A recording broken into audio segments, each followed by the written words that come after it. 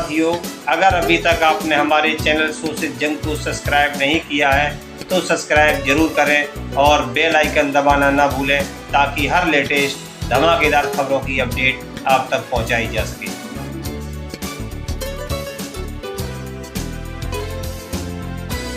भारतीय समाज निर्माण संघ का 10वां राष्ट्रीय अधिवेशन संपन्न। दिल्ली के नारायणा गांव में किया गया कार्यक्रम का आयोजन।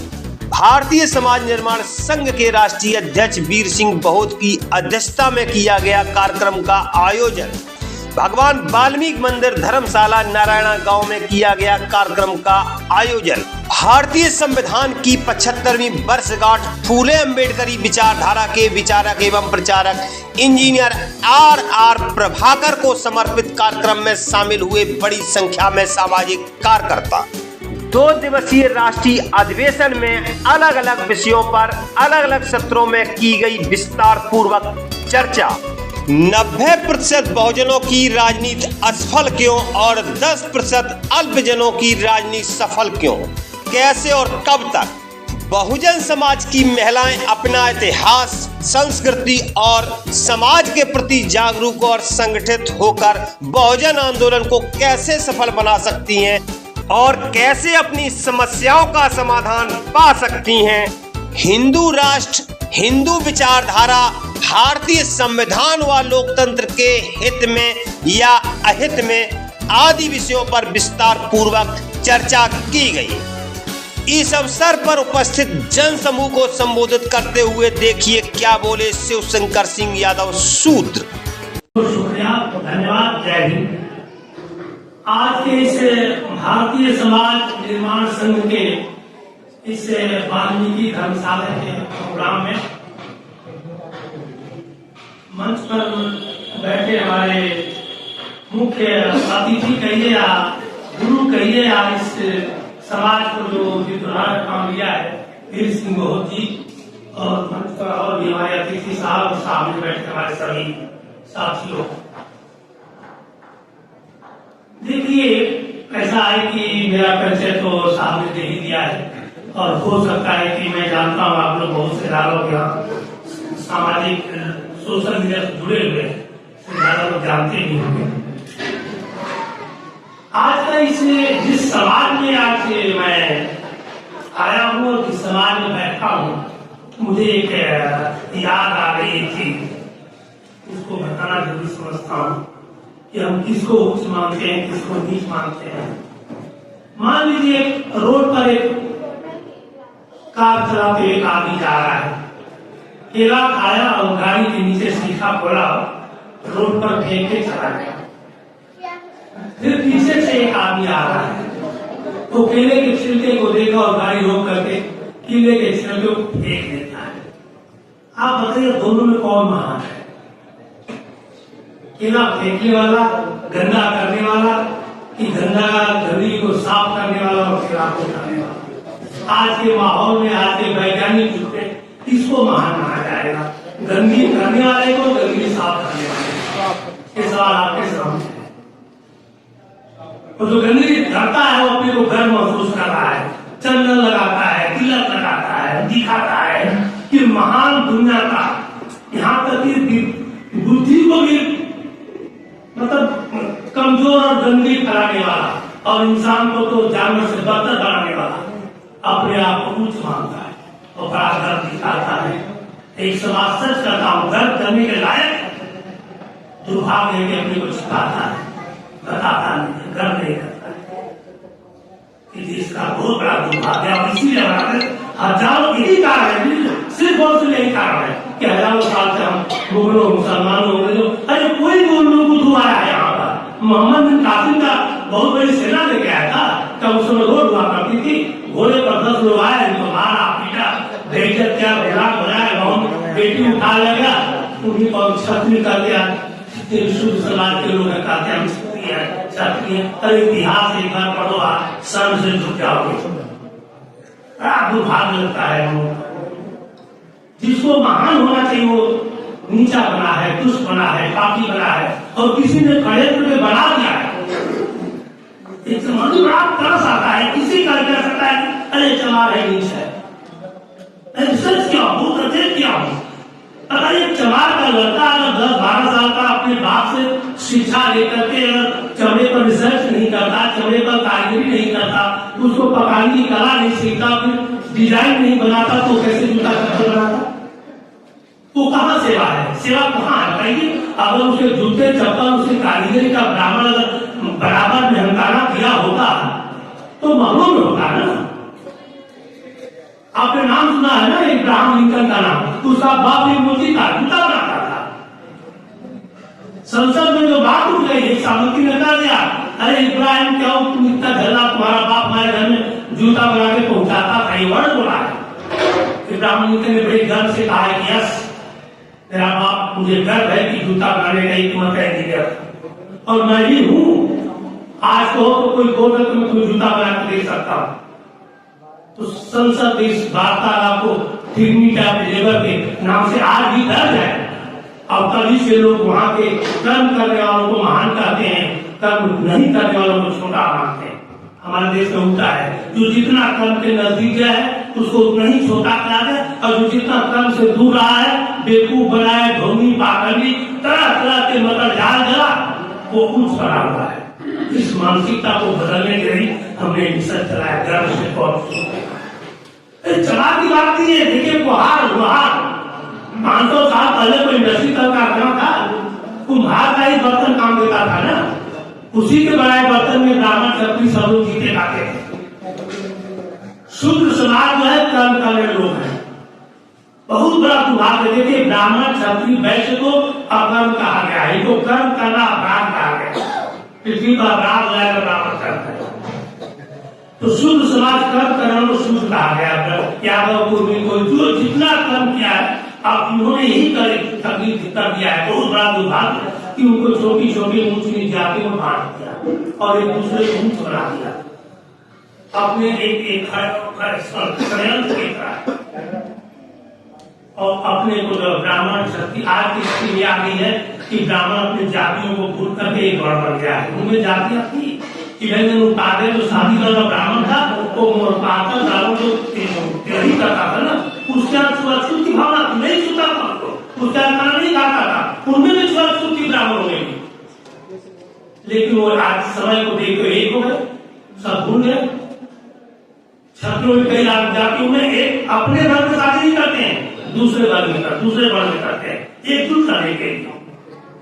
इसलिए उनको सवर्ण हो गए, 15% फैक्टर हो गए, और 15% दम उनमें कोई नहीं थे, कोई सेवाएं नहीं कर सकता उनके आर्थिक परिस्थिति कितना भी ना कर, उन्होंने अपने लिए कितना काम किया है। और उसमें 10-5% हमारे अपना सरकार बना रहे हैं, तो बिजली बना रहे हैं और हम लोग टुकड़े में बटे हुए हैं। सबसे बड़ा चीज एक और है, यहाँ तो कई बातें उठ रही है, मैं सोच रहा हूँ किस पर बात करूँ। सबसे बड़ी बात यह है कि हम जहाँ राजनीति की बात करते हैं, थोड़ा ये कि उन्होंने 100-150 साल से बड़ी मेहनत करके सब कुछ करके अपने जो ब्राह्मण और ब्राह्मणवाद का जो बच्चे 500 साल पहले उस त्रासदी को भुला नहीं पाए, और उस त्रासदी को कवर करने के लिए, ओवरटेक करने के लिए, फिर से पाने के लिए उन्होंने लगन से मेहनत से 100-150 साल तक काम किया। इवन कांग्रेस के गवर्नमेंट में भी स्लीपर सेल बनकर उन्होंने काम किया, कितने बम ब्लास्ट कराया, कितने देश का नुकसान किया, सिर्फ किसके लिए? ब्राह्मण और ब्राह्मणवाद के बच्चे को पीस लाने के लिए। तो मैं उनका दोष नहीं मानता। जब किसी का वर्चस्व बढ़ जाता है और वर्चस्व छीन जाता है तो फिर त्रासदी होती है, वो त्रासदी होता नहीं है। एक अकेले को भूल जाएगा, लेकिन वर्ग होता है ना तो पूरे वर्ग की त्रासदी होती है। वर्ग की त्रासदी होती है ना तो कभी नहीं पूरा सरकार बनाता है। तो ब्राह्मण की त्रासदी ही आरएसएस में पैदा है, इसी का आरएसएस पैदा होता है। तो त्रासदी और दुर्भाग्य है कि ब्राह्मण अपनी त्रासदी को याद कर रहा। हम तो करेंगे पूरे विश्व में यौन बन गया है, पूरे विश्व में कोई किसी पर अधिकार नहीं जमा सकता है, कोई किसी पर कब्जा नहीं कर सकता है, एक इंसान दूसरे इंसान पर भी कब्जा नहीं कर सकता है। यूएनओ का चार्टर मानवाधिकार है। इस चीज को भी हमारे ब्राह्मण शास्त्र नहीं समझ पा रहे हैं। अब तो उनको अपनी पुरानी स्थिति को, पुरानी विचारधाराओं को और पुरानी कब्जा नीति को, अमानवीय अत्याचारी जो उनका व्यवहार था उसको भूलना चाहिए, लेकिन नहीं भूल रहे हैं। सोचिए दुर्भाग्य कि संसद में हमारे देश का गृह मंत्री आगे तो खुलाया संसद में कहा है अम्बेडकर अम्बेडकर अम्बेडकर एक फैसल हो गया है। अगर तुम इतना अगर किसी भगवान की पूजा करते स्वर्ग और नरक स्वर्ग में पहुंच जाते बताइए। उस मूर्ख को अभी तक नहीं आप बताना चाहिए स्वर्ग कहाँ है। अरे मरा हुआ आदमी जब स्वर्ग में गया तो लौट में पाया नहीं और जिंदा आदमी स्वर्ग में गया नहीं तो स्वर्ग की परिभाषा कौन लिखा कौन बताए। कोई तो होना चाहिए स्वर्ग जाकर देख रहा है मरा तो लौट क्या नहीं और जिंदा कर गया तो कौन बताया। अब गृहमंत्री से पूछना चाहिए था सत्य की यही सवाल दूसरे नहीं पूछना चाहिए। आप तू बता के स्वर्ग काम जाने को तैयार है चल तुम्हारा दिन का पूजा करता हूँ तू स्वर्ग होने पहुंचा पूरे विश्व में कितनी थू होती है। इस महान पुरुष को यूएनओ में बता रहा हूँ कि चौथा पांचवा स्थान इतना बड़ा विद्वान कोई हुआ। आप पहले बात कि आपके समाज के बाबा साहब अम्बेडकर हम महाराष्ट्र में लेकिन आप लोग पहले आ गए। अब याद करें भाई शुक्रगुजार हूँ अब आप लोगों ने याद तो किया। मैं तो सबसे बढ़ चढ़ करके आपके समाज काम करना चाहिए। मैं थोड़ा सा बता रहा तो दुखाना से नहीं हमारे महाराष्ट्र में आज भी बाबा साहब का भी दुर्भाग्य है भाई साहब ये समाज नहीं मिल रहा है ये समाज हम तेरा समाज को जोड़ना चाहते हैं बड़ा मुश्किल काम है। क्योंकि बाबा साहब के उन्हीं के 24% जो शेड्यूल कास्ट में थे जवाब ढोर मातन ढोर और महार बाबा साहब की बात नहीं सिर्फ 4% महार जिसको कि आप सफाई कर्मचारी कहिए या भूमि कहिए या महार कहिए। उनके साथ माला भी था महार और ये सारी मांग और महार दोनों एक ही थे। जब महार साथ धर्म दिया था तो जाके मांग लगा था लेकिन मांग भी साथ नहीं दिया।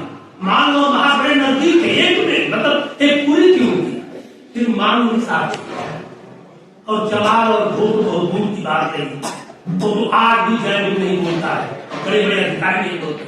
अगर उनके समाज में मंच को कोई जय नहीं बोलता है तो उसको मार पड़े आज की बात कर रहा हूँ।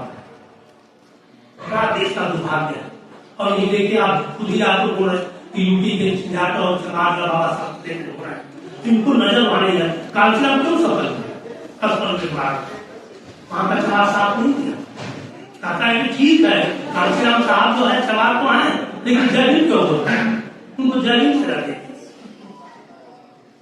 ये दुर्भाग्य है। इस देश में छोटी छोटी ब्राह्मणवादी मानसिकता का हर आदमी के दिमाग में इतना जबरदस्त जहर पैदा कर दिया है ना जात की सबसे ज्यादा जानते हैं कि जात के महत्व को बढ़ा दिया है और यहाँ तक लिख दिया है कि जात के अपमान जो है मरने के बराबर है लिखा हुआ धर्म पुस्तक में। जात का अपमान हो गया तो मरण है। ये भी बता देना चाहता हूँ आप लोग कि मैं भी यादव हूँ लेकिन ब्राह्मणवादी मानसिकता में यादव कोली ये मत सोचिए सिर्फ वाल्मीकि समाज का ही अपमान हुआ अपमान सबका हुआ है किसी को कम हुआ है किसी को थोड़ा हुआ किसी को ज्यादा हुआ देखिए अपमान सभी किए गए और सबसे बड़ा प्रभाव हमने बताया कि हम अपने में अपमान होते गए। यादव है तो अपने को कुर्मी को समझ रहा है अपने को समझ रहा है चमार है भंग उनमें भी द्वेष अपने को उसकी भावना है तो हम सभी ब्राह्मणवादी हैं। ब्राह्मणवाद एक बीमारी है जो हिंदुस्तान के हर नागरिक में जेनेटिक से पैदा होती है और वो ब्राह्मणवाद बीमारी जो है हर इंसान में सिर्फ ब्राह्मणवाद ब्राह्मणों में नहीं है ब्राह्मण हम और आप सभी हैं। जो भी इंसान जात से अपने को उच्च मानता है किसी को नीच मानता है वो ब्राह्मण है और ये बीमारी दूर करना सबसे बड़ी प्राथमिकता पहली होनी चाहिए। आपको बता दूं बाबा साहब अम्बेडकर पूरी लाइफ सिर्फ और सिर्फ एक ब्राह्मणवाद के खिलाफ छुआछूत ऊंच नीच भेदभाव की मानसिकता उन्होंने अंग्रेजों से लड़े।